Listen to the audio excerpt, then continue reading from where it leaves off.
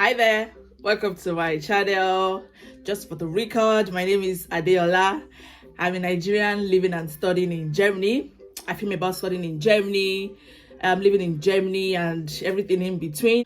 And if you're a returning subscriber, mwah, chef kiss to you. Thank you for always watching and keeping up. In today's video, I'm going to be sharing some culture shocks I've experienced in my almost 3 years of living in Germany. I might also keep updating the videos if anything else shocks me here, but I will try to make it as short as possible. Let's get right into it.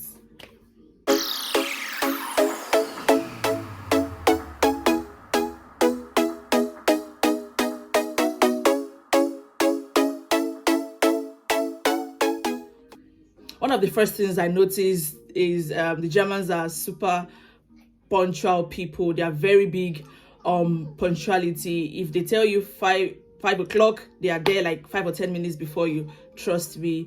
When you come late for an appointment with the Germans, the kind of thing that you underestimate them and they are not important.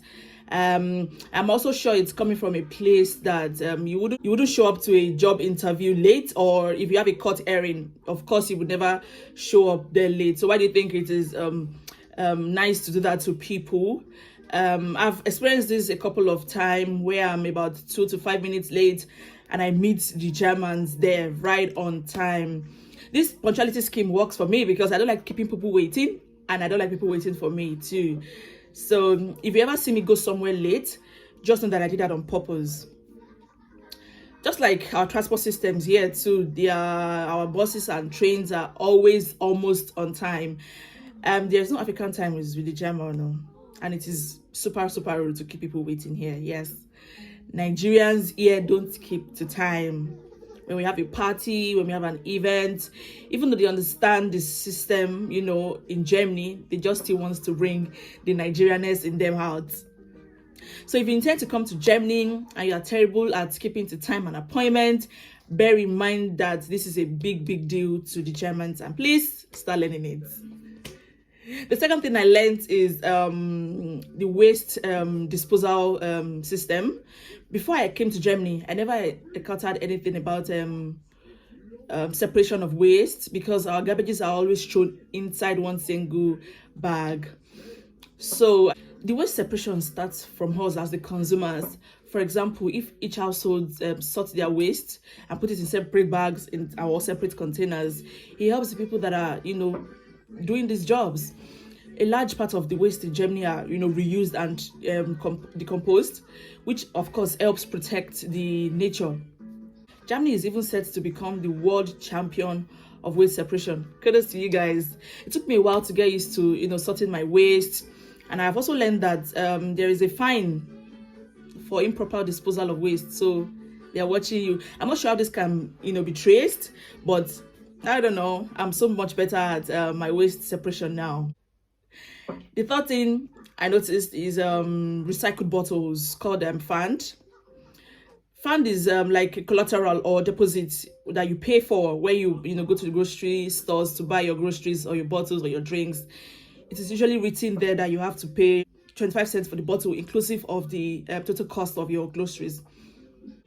When you're done drinking your water, you take your bottles to the recycling machine, you generate a coupon or receipt, take it to the cashier and get your money back. Good, right? You get your money back because you recycle your bottles. Isn't that nice? That is why you see people with large bags of bottles everywhere. And almost every supermarket in Germany has a bottle collection machine. It's called Pfand Automat. I think I'm pronouncing it well. This was super shocking for me at first, because we just drink our bottles and toss it somewhere. But I think it's a great initiative to motivate people to, recycle their bottles. Number 4, Sunday is a rest day in Germany. Sundays are usually quiet. It can seem like no one is even in Germany. No housework is done, nothing. There is a law that is called stock closing law that forbids people from opening and operating on Sundays, other than, of course, the stores in the train station, in the filling station. I for one, I was usually used to, shopping on Sundays back home in my country, but of course now you get used to it. You just go to church, go home and rest. I got used to it anyway. Then I just decided that on Sundays I talk to my family. At least you cannot get hungry in Germany on Sunday and you want to snack. You won't get any stop. You have to go all the way to the fuel station. In my own country, you still find almost all the stores open on Sunday, especially after 2 p.m. Another funny thing about this day is that it's forbidden to make noise on Sundays. You shouldn't vacuum your room. You shouldn't throw your glass waste away because it produces a lot of noise. You shouldn't make noise on the street. Even the city center, which is usually very bubbly, you cannot make noise there. But I guess the amazing thing is there is a designated, almost compulsory day for everyone to rest, which is nice. Another event related to this is the quiet time, which is usually from 10 p.m. to 6 p.m. every day. You're not expected to do anything or to make any noise, no vacuum your room, not play music, nothing, or disturb your neighbors in any form. Yes. The student environment is usually different sometimes because students, like to have a lot of fun, but it is not allowed. I have heard of cases where neighbors report, their next door neighbors because they were playing loud music, or even because they had friends over and they were laughing out loud, So long and short is, if you're a music person or you have tendency to be loud, just pray for a good and fun neighbors. If not, the police will always visit you. The fifth thing I noticed is when Germans say I am sorry, that is nothing they can do, just go home, because they won't actually do anything again. In Nigeria, where I'm from, when someone says I'm sorry, that it's beyond me, you can still beg them that please just slot me into this. I would just please give me one number to call. You can still maneuver your way. But here, when they say excuse me light, which is I'm sorry, just know that it is beyond their control. But I'm also sure that the Africans in us will want to think that we can beg them, just please help me do this, give me this, give me that. But the truth is they won't just go home, book another appointment. I think it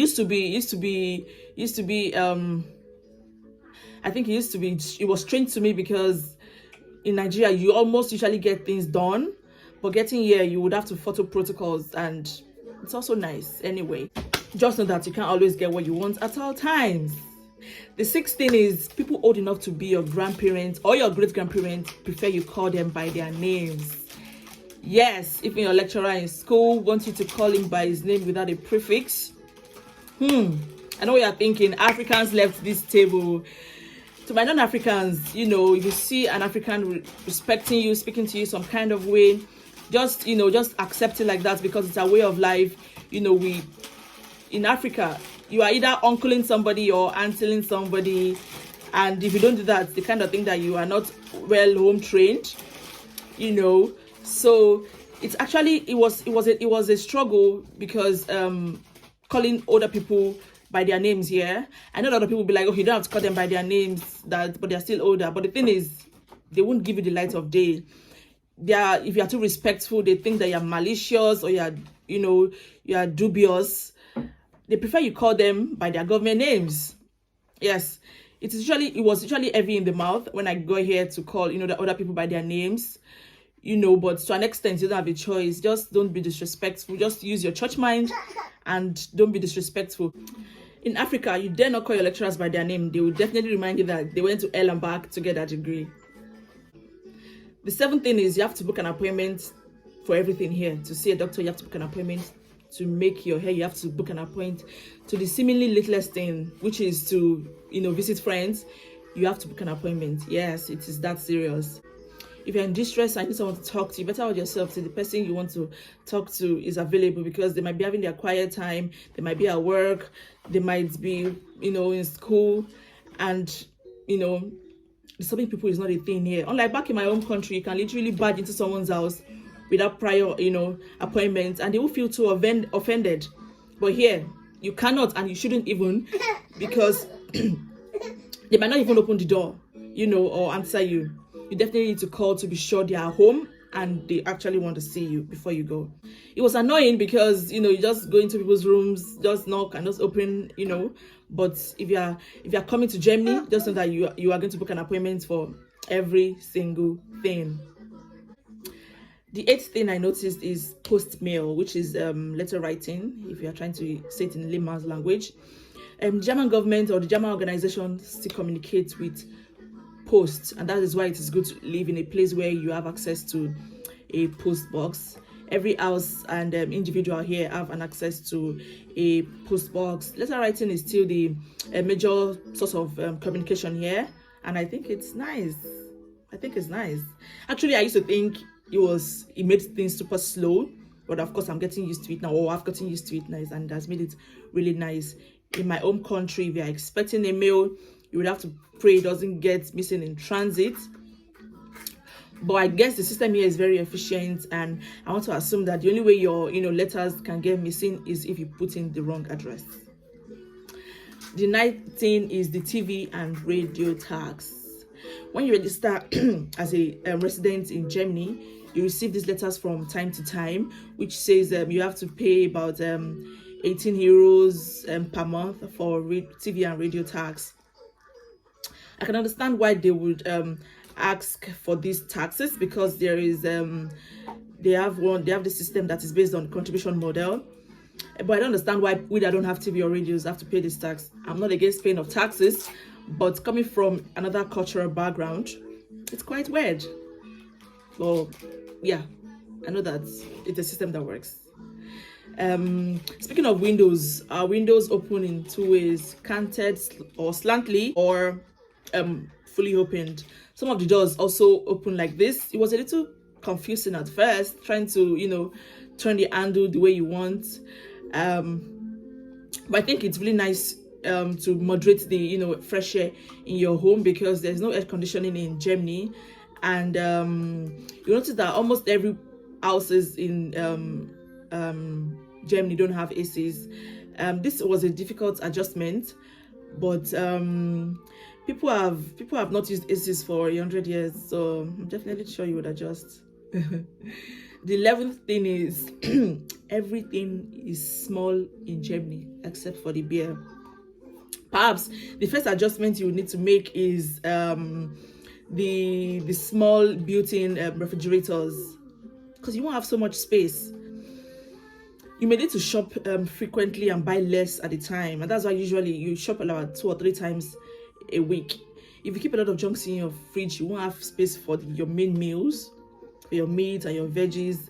So you need to, like I said earlier, go grocery shopping very frequently. And you also don't need to put everything in your fridge. For example, your eggs can be left on the counter, and some other veggies that can stay outside.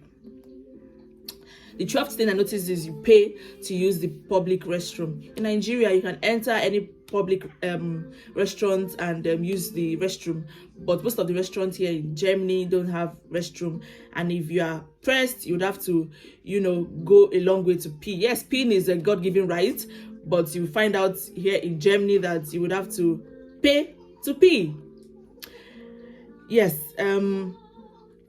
almost all of Europe, you would have to pay about 50 cents to pee anytime you're outside per time. Yeah. Lastly, greeting people. Yes, we have the good old moi moi or hello, but people hardly greet here. You see your friend, yes, you can greet because they're your friends, but it's not like they're obliged to greet you. And because in Nigeria, when you see somebody, you're like, oh, you're excited, you're nodding, like you want to say, oh, hi, this, that, I see you. But here now, you just see people carry your face and go and act like I don't know you. Even people don't bother you, like old people don't bother you about greeting or not. Just pass by them, everybody is good. But my country people will never. You must greet them, you must bow, you must this, that. They have something to say. Even someone you attend class with, will just carry their face and not, greet you when they see you outside. Yes, they will see you in class, they are friendly, but they don't greet. Recently I visited a friend, and I saw a new face there. Oh, I greeted her, oh, hi, I'm Adeola, where are you from? She's a Ghanaian. I was basically trying to be nice. I noticed that she was like, I just assumed that maybe she wasn't in the mood to talk, so I just, I just ignored her and I spoke to my friend, because I always assume that, people go through a lot here. It's a lonely place, and they don't know how not to show it to their faces. Only for me to see her in the bus like about 4 days later. And I was like, I was wearing my masks, but I was like, and she just like did like this, and our eyes met, and she just walked up past, and I was like, hey, I just said, I'm not greeting you again. Cutting demands that, you just do this because I greeted you, then you move. I'm not saying you should come and sit with me to talk. Even me, I don't, but just, make a gesture because I had greeted you. If I didn't greet you, then you can walk up past. But if I greeted you, just, wave. If I don't greet you, and you expect me to greet you, greet me now, and I will answer you. So please, if you see me outside now and I don't greet you, please, I'm a German now. Then another thing is there's basically no social life in Germany. So if you are a social butterfly, please stay in your country, because you will get super bored and depressed. Yes, Africans or Nigerians or Africans as a whole understand what I'm saying. If you never went out in Nigeria, Germany will make you wish you went out back home, because you know what they say about all work and no play. In our case, makes you sad, bored, and depressed. In conclusion, the German culture shock happens to everybody who comes to Germany. Moving to a new country means adjusting to new things. Some things will be uncomfortable at first, but eventually you will learn to embrace most of these cultural changes. And even if you mess up a thing or two, it will make for a great story down the line. Like I am sharing my story now. Since I've shared my culture shock in Germany, and since we all have different culture, I'm curious to hear about the culture shock that you've had in Germany or your present country of residence. Please don't forget to subscribe. Thank you for watching, and I'll see you in the next one. I think it's a great initiative to motivate. But I think it's a great initiative to motivate.